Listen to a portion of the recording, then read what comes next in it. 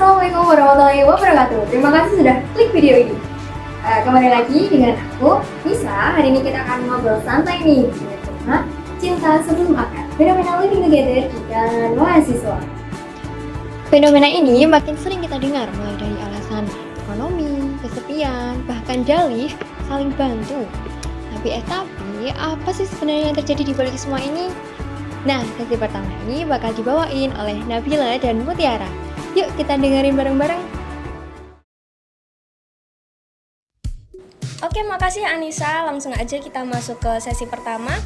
Aku Nabila dan aku sekarang bareng Mutiara yang katanya sih lagi punya cerita nih, kisah nyata tentang temenmu sendiri kan yang juga mengalami fenomena living together ini, melalui hal tersebut gitu kan. Nah, gimana sih perasaan kamu tuh sebagai mahasiswa baru nih? Kamu kayak, wah gila, temenku sendiri loh ini yang lakuin. Awalnya sih nggak nyangka ya Bila ya, karena aku sendiri hidup di keluarga yang lumayan strict soal hubungan lawan jenis gitu. Aku jadi berpikir kayak kok bisa ya orang tuanya tuh ngizinin, dan kok bisa juga dia mau gitu tinggal sama pasangannya walaupun belum menikah.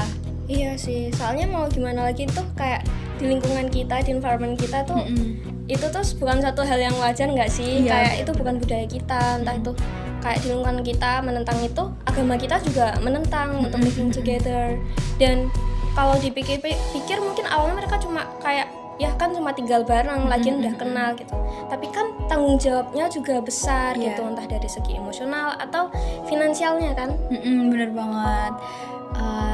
Aku sendiri juga ngobrolin tentang tanggung jawab. Aku sendiri kemarin sempat baca artikel dari website namanya Mojo. Itu judulnya Derita Mahasiswa Kota Malang Nekat Kumpul Kebo Demi Perhatian. Di situ tuh nyeritain sepasang mahasiswa yang mana mereka tinggal bersama tuh karena mau mencari perhatian satu sama lain gitu. Terus pengen ngerasain nih gimana sih rasanya hidup rumah tangga gitu. Nah, di situ kan yang disorot adalah POV dari sang perempuan gitu. Dia tuh malah cerita kalau semakin lama hidup bareng tuh dia ngerasa makin stres, terus beban finansial tuh makin berat, makin bertambah gitu. Dan ujung-ujungnya konflik kecil pun bisa bikin hubungan mereka tuh nggak sehat. Bahkan pernah dari laki-lakinya itu ngelakuin KDRT gitu ke dia. Parah banget sih. Kalau dilihat dari kasusmu itu kan kayak dari pihak perempuannya itu sangat dirugikan ya. Iya. Dan selain itu juga kan kayak secara sosial pasti tetap dapat sanksi sosial juga dari perempuannya, entah itu nanti kayak dia diusir dari kosnya, dari tempat tinggalnya gitu, atau mengancam karirnya di masa depan gitu kan. Iya. Di sini tuh sebenarnya juga nunjukin tekanan sosial ya Bila ya, karena mahasiswa ini apalagi perantau itu tuh kayak jauh dari orang tua, terus dia jadi kayak nggak punya tempat curhat, nggak punya tempat yang mengarahkan gitu. Tapi di sisi lain tinggal bareng tuh juga bukan merupakan suatu hal yang bisa dibenarkan gitu. Tinggal bareng tanpa akad itu punya risiko yang besar, entah dari emosional, dari psikososial maupun dari finansial. Iya.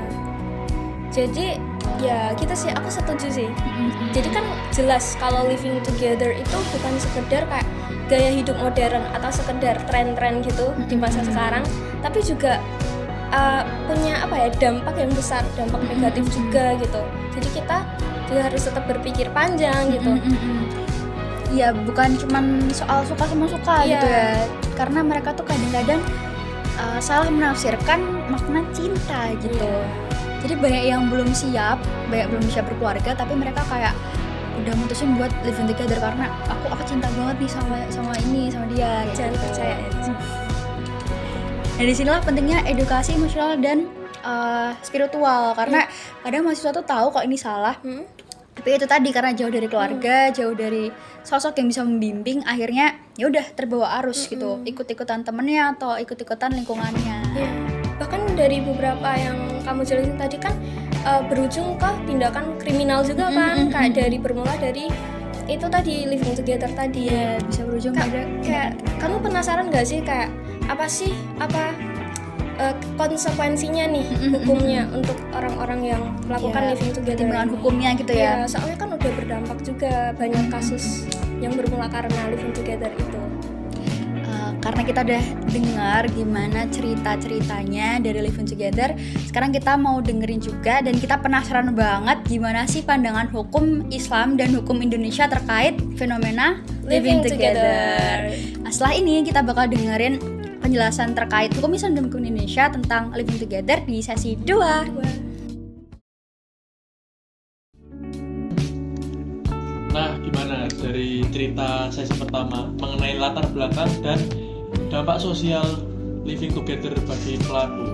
Nah, untuk sesi kedua ini kita akan lebih dalam membahas living together dari sudut pandang hukum Islam dan hukum di Indonesia.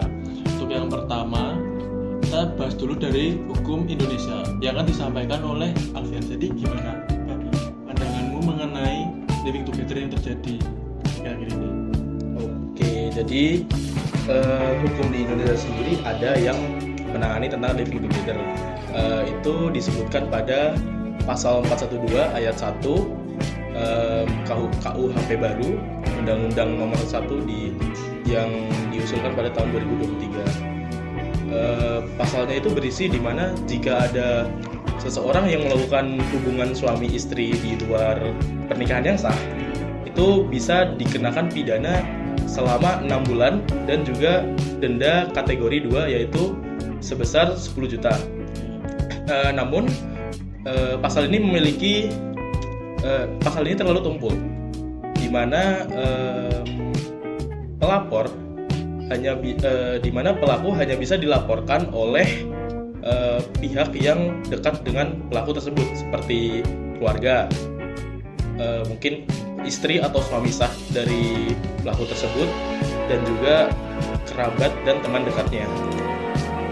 Jadi itulah pandangan hukum Indonesia pada living together ini. Ya, nah tadi kan disebutkan bahwa pasal tersebut mengatur mengenai hubungan suami istri antara dua pasangan yang belum akad atau belum sah.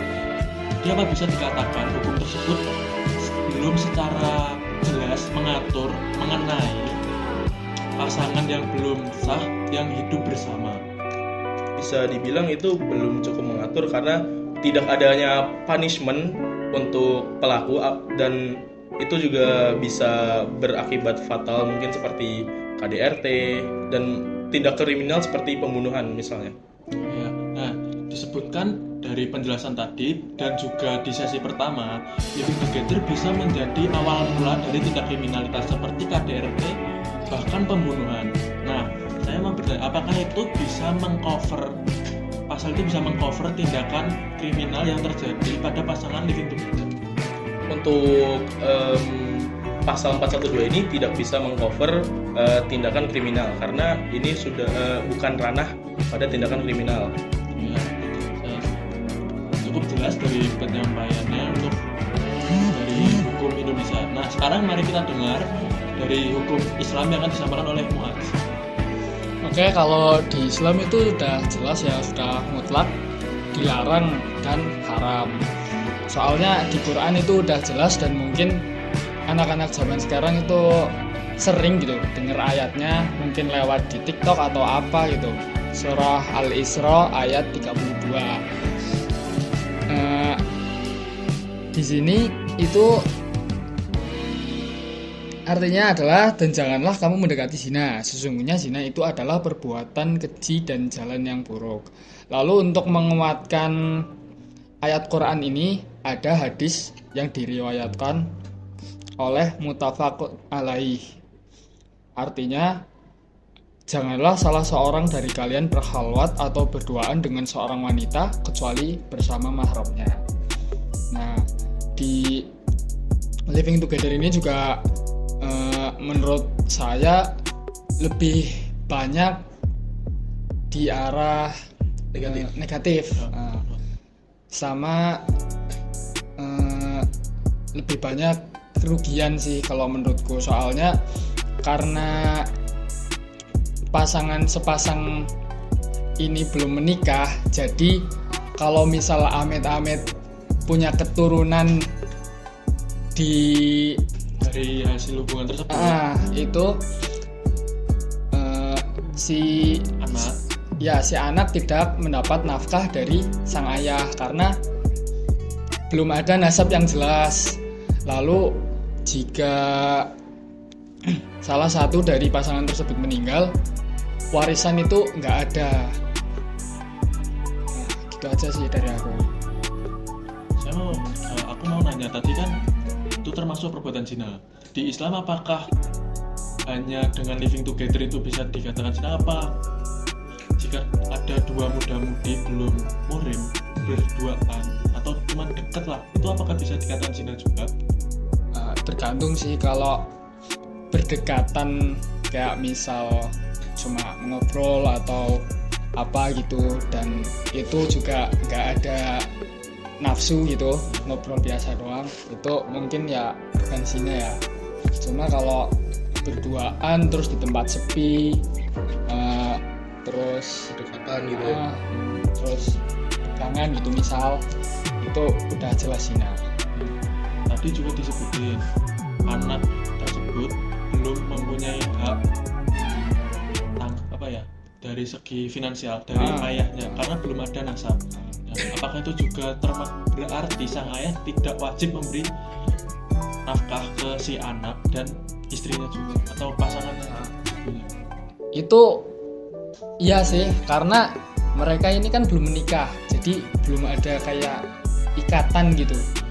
Jadi ya nggak ada tanggung jawab buat si laki-laki buat menafkahi perempuan dan anak tersebut. Nah, dari kedua penjelasan tersebut dapat disimpulkan living together itu lebih banyak dampak buruknya daripada dampak positif, dan dari kedua penjelasan ini juga belum ada punishment yang nyata memberikan efek jera ke pelaku. Jadi itu masih kayak dari pandangan Islam hanya sebatas seperti dosa, dan kita tahu pelaku living together ya seperti itulah. Dan di hukum Indonesia itu yang melapor hanya orang-orang terdekat seperti keluarga atau teman. Jadi kita sebagai mungkin warga itu belum mempunyai hak untuk melapor ke pihak terkait. Nah, dari hukum ini belum ditemukan solusi yang konkret. Untuk solusi yang lebih jelas akan disampaikan di sesi 3. Halo, sekarang kita di sesi terakhir. Ada kita semua di sini. Ada Muti, ada Aldi, ada Abil, ada Muas, dan ada Bian. Jadi di sini kita semua mau bahas solusi gimana cara mahasiswa membangun mindset Qur'ani dan menjaga diri dari fenomena living together. Oke, yang pertama menurutku itu adalah self awareness ya, di mana mahasiswa itu seharusnya sudah sadar bahwa dunia perkuliahan itu diperuntukkan untuk tumbuh dan berkembang. Jadi bukan berusaha untuk berumah tangga gitu, apalagi jika belum siap, karena banyak orang yang bilang bahwa cinta itu tidak harus memiliki. Setuju sih. Aku juga mikir perlu ada ruang diskusi gitu di lingkungan kampus, kayak misalnya mentoring atau forum mahasiswa tentang emosional dan relasi Islam. Jadi mereka tuh nggak cuma belajar akademik, tapi juga belajar membentuk akhlak yang baik dan juga menjaga diri dengan benar gitu. Setuju banget sih, menurutku juga penting banget buat kita tuh punya komunitas yang baik di kampus ya, atau di lingkungan sekitar kita. Karena kalau kita juga punya teman-teman yang baik, kita ada di lingkungan yang baik juga, kita juga bisa menjaga sikap kita dari norma-norma yang berlaku gitu. Ya, kita juga harus mendekatkan diri kepada Allah dan Al-Quran. Soalnya di Quran surat An-Nur ayat 26 itu Allah berfirman kalau perempuan yang baik itu diperuntukkan untuk laki-laki yang baik juga, begitu pun sebaliknya.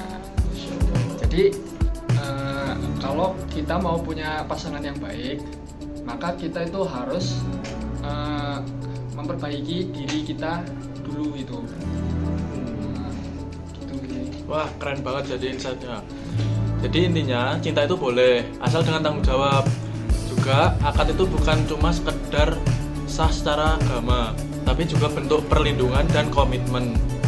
Oke, jadi itu tadi obrolan kita tentang cinta sebelum akad, fenomena living together di kalangan mahasiswa.